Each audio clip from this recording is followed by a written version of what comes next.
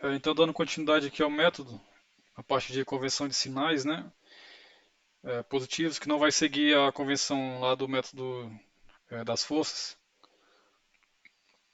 e sim essas direções aqui positivas, né, na direção horizontal sempre no sentido do eixo local, x, né, positivo, e ah, as verticais aqui, os graus de liberdade na vertical vão ser positivo de acordo com o eixo y local, né? E o F3 e o F6 vão ser em torno do eixo Z, né? Então saindo do plano, né? Então vai estar aqui no sentido, pela regra da mão direita, vai estar no sentido anti-horário. Se pegar aqui na direção Z, saindo do plano, então o momento vai estar nessa direção anti-horária. Então, como a gente viu já em alguns exemplos, de a gente vê lá os resultados, né, da forças normais, né, esforço cortante. Então, geralmente aqui no nó inicial, a normal vai dar negativo e aqui a normal vai dar positivo. Não significa que a normal dando negativo aqui, a barra vai estar comprimindo, né?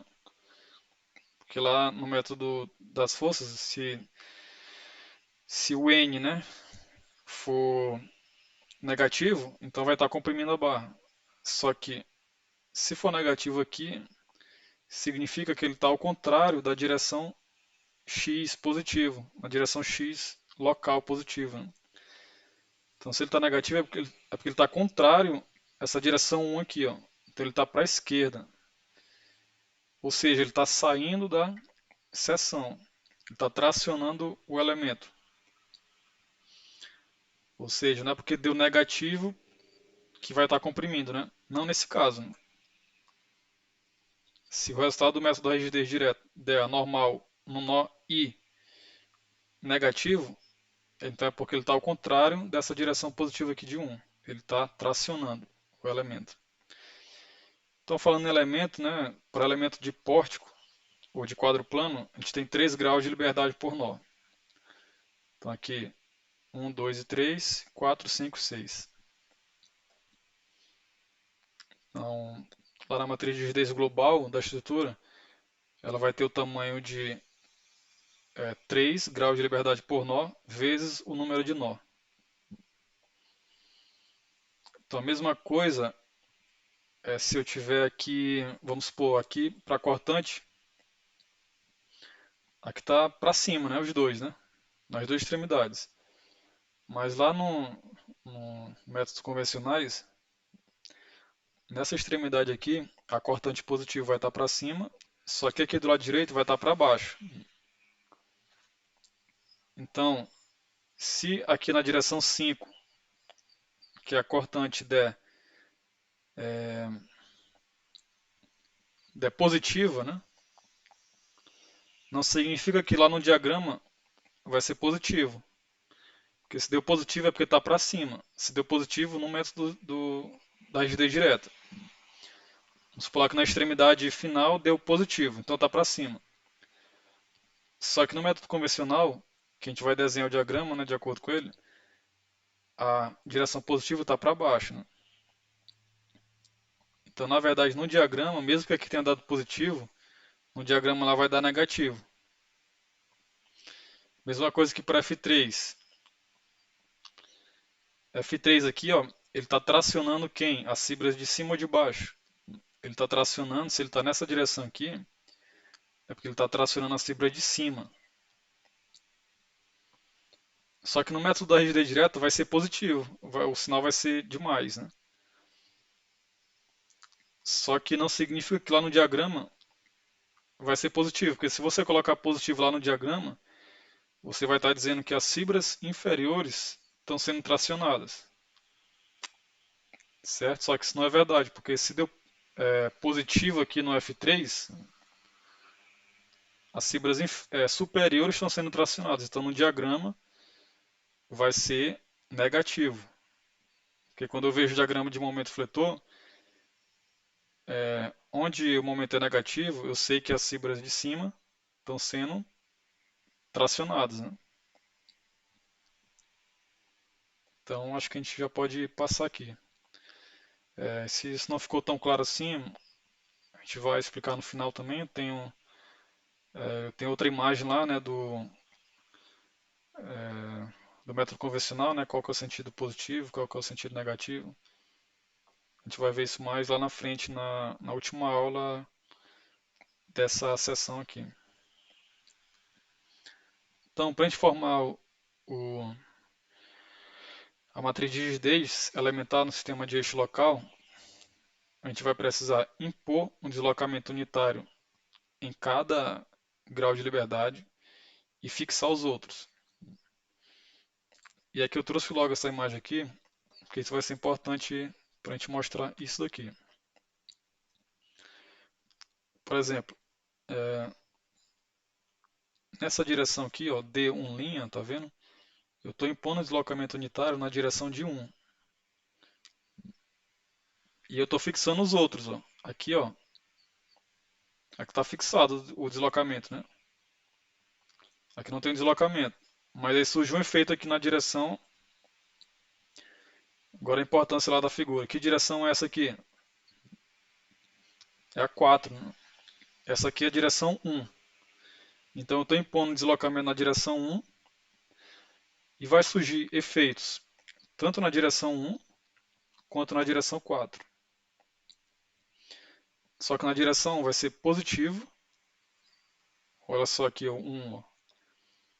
E no 4 vai ser negativo, que está para a esquerda. Né? Não vão surgir efeitos nas direções verticais e rotacional. Por isso que aqui a viga, né, ela só se deforma aqui na direção axial, certo? Então com isso a gente pode ir montando já a matriz de rigidez. Eu imponho deslocamento unitário em 1 e surge um efeito EA sobre L em 1 também. Então está aqui, EA sobre L. Surge um efeito devido a esse deslocamento unitário em 4, só que é menos, né? Então menos EA sobre L. Está aqui. Então, as colunas, por exemplo, que é a coluna 1, significa que eu estou impondo um deslocamento na direção 1. A coluna 2, eu estou impondo um deslocamento na direção 2. E aí vão surgir efeitos nas outras direções, que são as linhas. Né? Por ser simétrico, né, aí esse aqui vai ser igual a esse vai ser igual a esse, certo?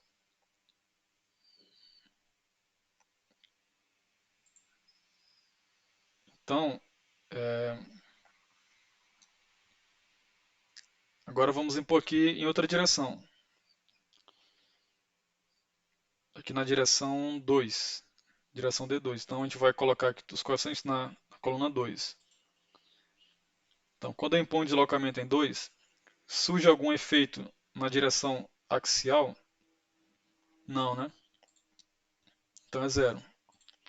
Surge algum efeito na própria direção que eu impus o deslocamento unitário, que é aqui na vertical? Surge 12 aí sobre L3.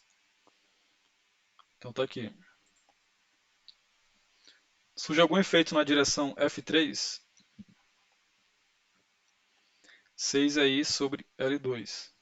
6 aí sobre L2. Ou seja, na linha 3, ó, que significa a direção do efeito. Então, surge algum efeito na direção 4? Não. Zero. Surge algum efeito na direção 5? Surge para baixo, né? Então, aqui em 5 é positivo para cima. Aqui deu para baixo. Então, menos 12 aí sobre L3. Ou seja, na coluna 2, onde eu estou impondo aqui o deslocamento unitário, e na linha 5. Coluna 2, linha 5.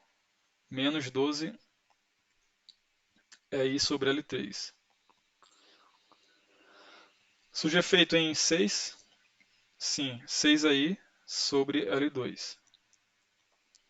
Então isso aqui é o que a gente vê lá em método dos deslocamentos, né? Todas essas rigidezes aqui, né? E aí, por isso é importante ter uma base, né, do método dos deslocamentos só para ficar claro esses conceitos aqui.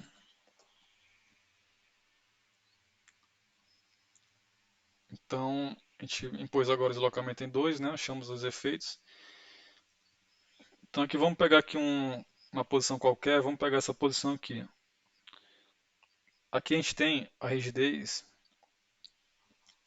K, 2, 5. Na verdade é K52, né?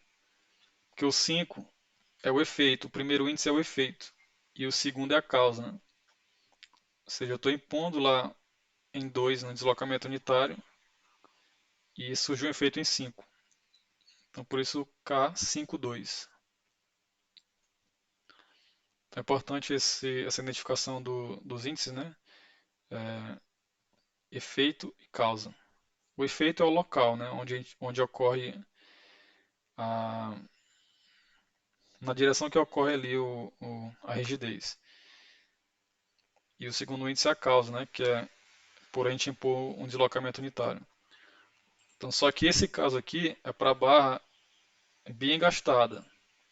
Então, você cria essa matriz de rigidez. Essa segunda matriz de rigidez já é um outro caso, não é esse mesmo caso aqui. Você tem que rotular o nó inicial, né? E engastar o nó final. Por isso aqui, ó. Essa aqui é uma matriz de rigidez para barra com articulação na extremidade inicial. Essa matriz aqui, barra com articulação na extremidade final. Essa aqui é a mais simples, né? Que a gente usa para treliças, né? Geralmente. Barra com articulação nas duas extremidades. Então aqui só tem A sobre L, né? Porque a gente impõe deslocamento só na direção axial.